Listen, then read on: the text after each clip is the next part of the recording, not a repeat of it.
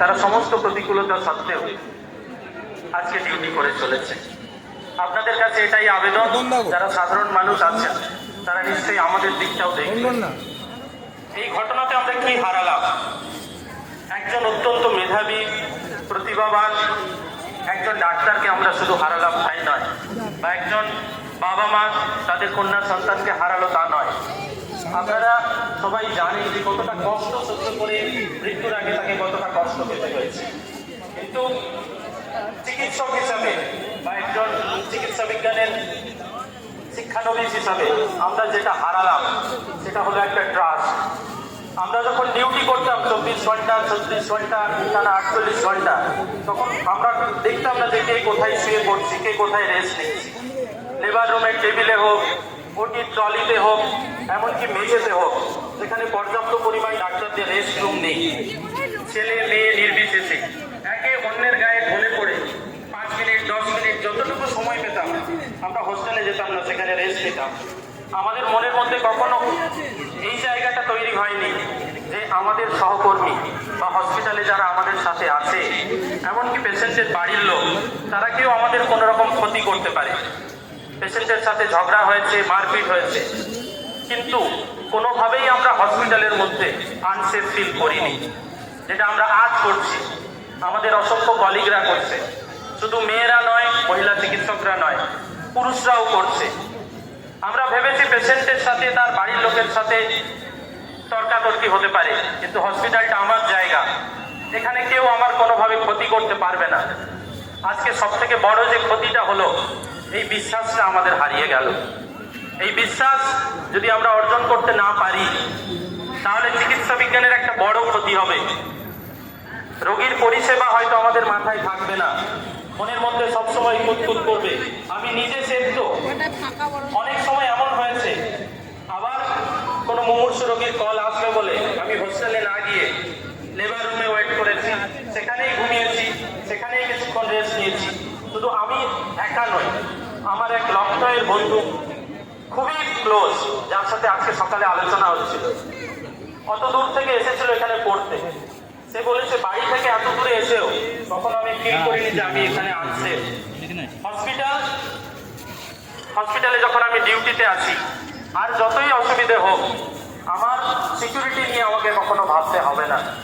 সেই জায়গাটা আজকে আমরা হারালাম।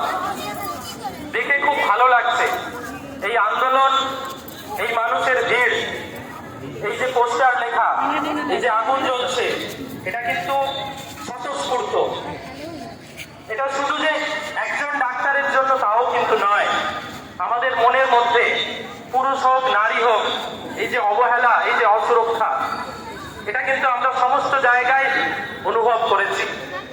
ডাক্তার কমিউনিটি হয়ে কথা বলছি বলে এই নয় যে আমাদের ভেতরে কোনো খারাপ দিক নেই, কিন্তু আমরা সেই ডাক্তারদের হয়েই কথা বলছি যারা এখনো রোগীর চিকিৎসাটাকে সেবা বলে মনে করে, এবং যারা চায় যে আমাদের যদি উপযুক্ত নিরাপত্তা থাকে, আমাদের যদি পরিকাঠামো থাকে, আমরা নিজের প্রাণ দিয়েও রোগীর জন্য চিকিৎসা করতে পারি।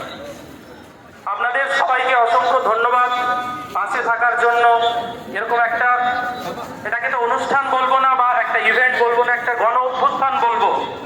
সমস্ত জায়গায়, শুধু মেদিনীপুর নয়, কলকাতা নয়, শুধু দেশে নয়, বিদেশেও অসংখ্য জায়গায় আমাদের যারা বন্ধু বান্ধব আছে তাদের থেকেও আমরা খবর পাচ্ছি যে এটাকে কোনোভাবে মেনে নেওয়া যায় না।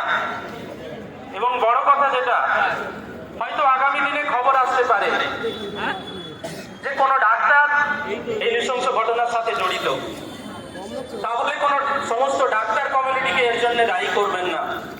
ভালো খারাপ সমস্ত জায়গায় থাকে, লোক লালসার মধ্যে অনেকে হয়তো এর মধ্যে জড়িয়ে পড়েছে, কিন্তু এর যদি অন্যায়ের প্রতিকার না হয়, যদি উপযুক্ত শাস্তি না হয়, যারা জড়িত তারা অন্য মানুষ হোক, সমাজের অন্য শ্রেণীর অংশ হোক, ডাক্তার হোক, তাদের যদি দৃষ্টান্তমূলক শাস্তি না হয়, তারা রাজনৈতিক দলের যত দূর সম্ভব হোক, ক্ষমতাবান হোক, তাদের যদি শাস্তি না হয়, তাহলে আমাদের এই ছোট বন্ধুর প্রতি আমরা সুবিচার করতে পারবো না, এবং চিকিৎসা বিজ্ঞানের প্রতিও আমরা সুবিচার করতে পারবো না, এবং আগামীতে মানুষের চিকিৎসা তাতেও কিন্তু অনেকটা ঘাটতি আসবে।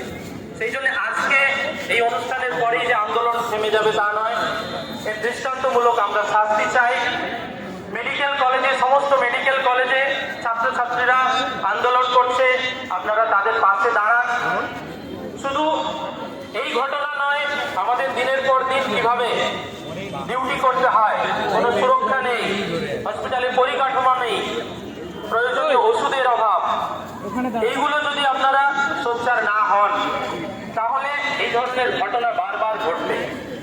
হয়তো পেশেন্ট পার্টির আক্রোশের পরে এই ধরনের ঘটনা ঘটবে। তাই সবাইকে আরেকবার পাশে থাকার জন্য ধন্যবাদ এবং অনুরোধ, আমাদের এই আন্দোলন চলবে। মেডিকেল কলেজে আমাদের সমস্ত ছাত্রছাত্রীদের পাশে থাকুন এবং এই আন্দোলনকে এগিয়ে নিয়ে যান। ধন্যবাদ।